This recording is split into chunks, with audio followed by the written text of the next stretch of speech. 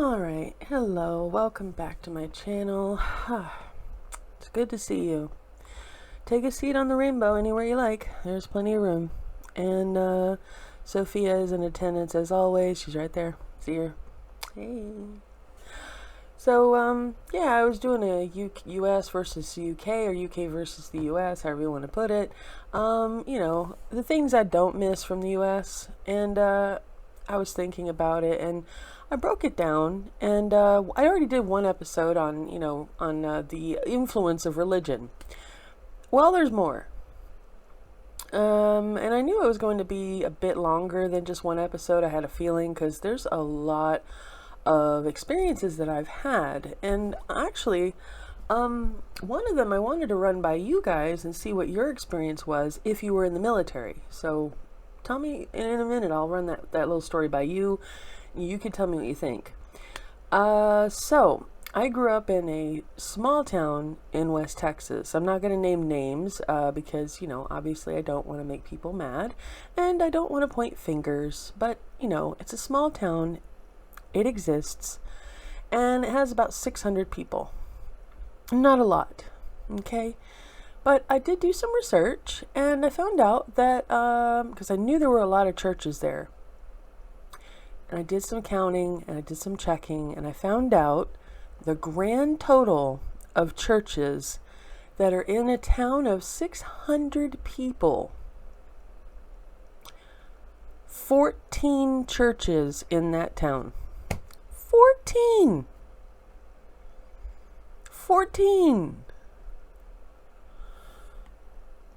Really? To me, I don't know. I think that's a little excessive.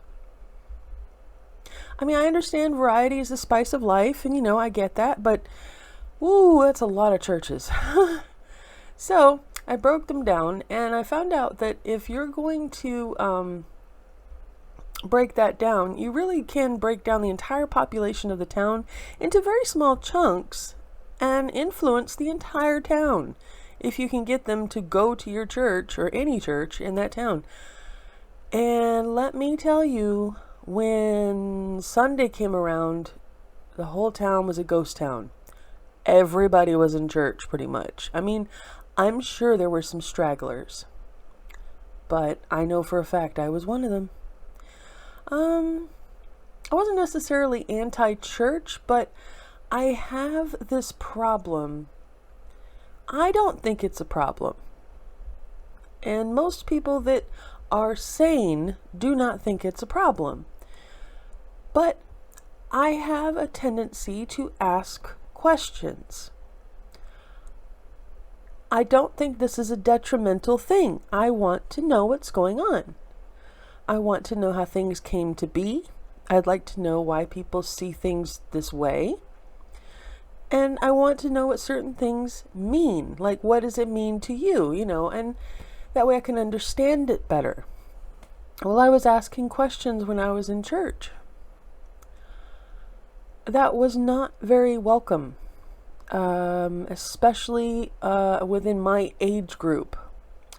And that was early teens at the time. And I learned that you do not question, you just zip your lip and let them do all the talking, and then you'll get along fine. And I just can't do that. I can't. So I ended up being asked to leave one church, and then I went to another one, and I decided, I was doing some research, and I found out about, we were learning all about genetics and biology. It was really fascinating at school, and it occurred to me that and I know some of you know exactly where I'm going with this, but I was like 14 years old. I was curious, and I said, I'm like, we all came from Adam and Eve, right? And they said yes. I said, okay, well, wouldn't there be some sort of concentration of genetic problems then? And I'm not sure if I put it in that word, that particular wording, because, it was quite a while ago, but I do know that it raised some eyebrows and they weren't pleased with me. and there was a second church I was removed from. So I just stopped going. But these are the churches they have available. Basically, they had the Assemblies of God, Baptist Missionary Association of America, Catholic Church, Christian Church, Church of God, Church of Jesus Christ of Latter-day Saints, Church of the Nazarene, Church of Christ, Episcopal Church, Lutheran, Presbyterian, Seventh-day Adventist, Southern Baptist, United Methodist. And then, let's see, did I get all of those in the list?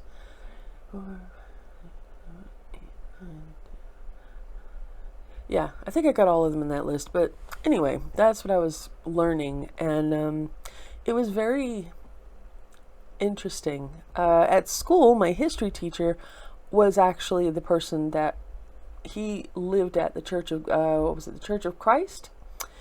Yeah, and they were there constantly, and they didn't believe in celebrating birthdays, I think, and I perplexed him, and he perplexed me. We didn't really like each other, but I was a good student, thankfully, so while he disagreed with me, he couldn't really find a lot to criticize, so I'm very grateful for that. All right, so moving on. Now, the next part really is when I was in the military, okay, we had something called Commander's Call. Now, this is something that you are required to attend, usually once a month, and it's something where everybody within your job description will go to attend in order to see who has, transferred in or who is transferring out, who is going where, if somebody's getting a promotion, things like that, and it generally happens once a month. So we go, and at the very beginning, there is supposed to be quiet time, which is supposed to be a respectful period of time for people of all denominations to have in order to have for themselves. So it's inclusive and people don't feel left out. And I appreciate that. And I was perfectly happy. Until my personal commander brought in a preacher. And he began a sermon, I believe you'd call it. And he was speaking about, and in Jesus' precious name we pray. And I was just, honestly, I was horrified and I was very offended because not everybody follows that dogma. And I call it dogma because it's just a form of truth, but it's theirs. What if a person is Hindu, or what if they're, Jewish, that particular deity is not in keeping with their faith, so they're being invaded too, So I didn't say anything. I went to the base chaplain, and I spoke to him in what I believed was a confidential confidence, and I was supposed to not be named. It was supposed to be a very quiet thing, just to, raise a small alarm and say, this is not okay, we should probably revamp this and do it differently. So there was no malicious intent here, okay? I do have a reason for saying that. So we went back to our second commander's call, and I was expecting it to be more inclusive and to have quiet time. No.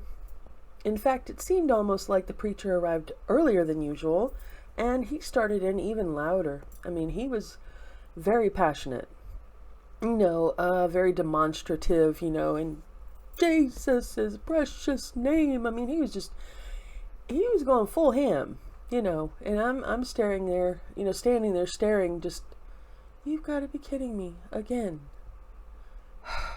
So I trooped, back to the base chaplain, and I spoke to him, And I said, I thought I was supposed to be like, incognito. I was supposed to be, given this in confidence. And I say that because the commander was looking at me when his Baptist preacher, I think it was Baptist, was doing his eulogy, his call. I don't know what to call it. Please forgive me. And he didn't deny it, but he didn't acknowledge it either. So I really don't believe I was anonymous. I think he told my commander it was me. And again, further on, you'll see why.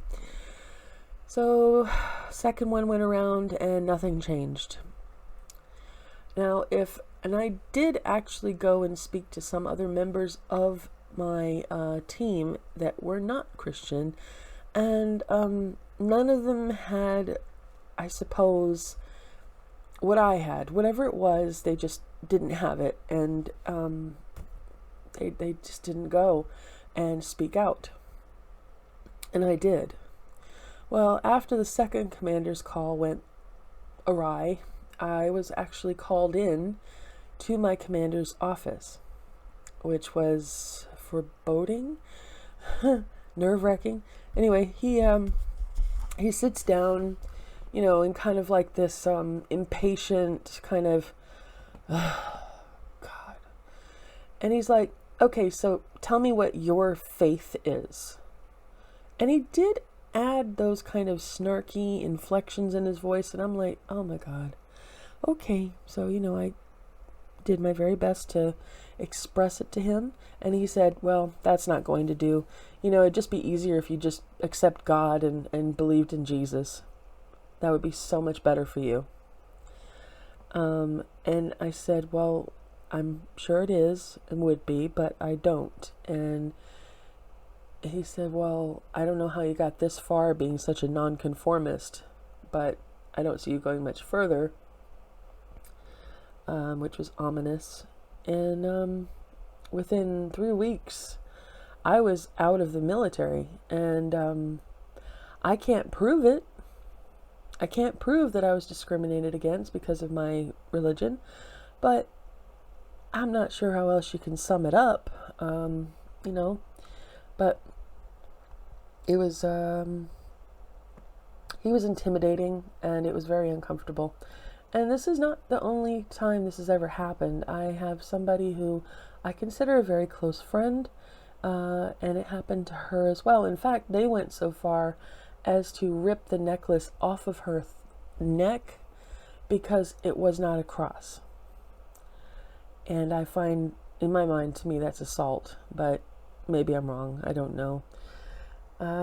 It's disheartening, because I just wanted to serve. I just wanted to do my job. And while I was in, they found out that I was not, they found out I was not Christian. And I was told that, well, since you believe in Satan, which was not what I was doing, then you need to get washed back to the first week. And I didn't want to do that because it was already, I think I was on my 4th week of 6 weeks, and I was on my way out.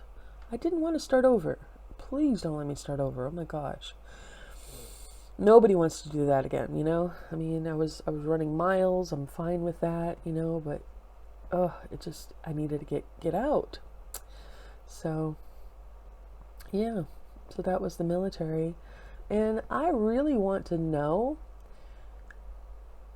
how you would reply to that, how you would react to that. What would you do? How would this go down in, the English military or the Welsh? I don't know if there's a Welsh military, or, the UK military. How would this go down there? Would you be treated this way? And if not, if this is something that you should not be treated as, then what would be the repercussions of treating a member of the military like that? I just really would like to know. You'll have to forgive me. I have allergies. I'm fighting them really hard, but I'm really stuffed up. And I don't, I think I have hay fever. It's probably what it is. But yeah, I need some feedback on that one. I really want to know what the deal is on that, because it feels like that was incredibly wrong, and I should not have had to put up with that. But I will await your answers and see what you guys have to tell me. So on that note, I'm just going to go ahead and end this right now. And, again, it was amazing talking to you guys. I can't wait to catch up again. And if you give me enough answers, then I'll do a response to the answers, okay? All right. Much love. And, if you're LGBTQ and you're questioning, you're free to come here. And it's a safe space, okay? So, good night. Kisses.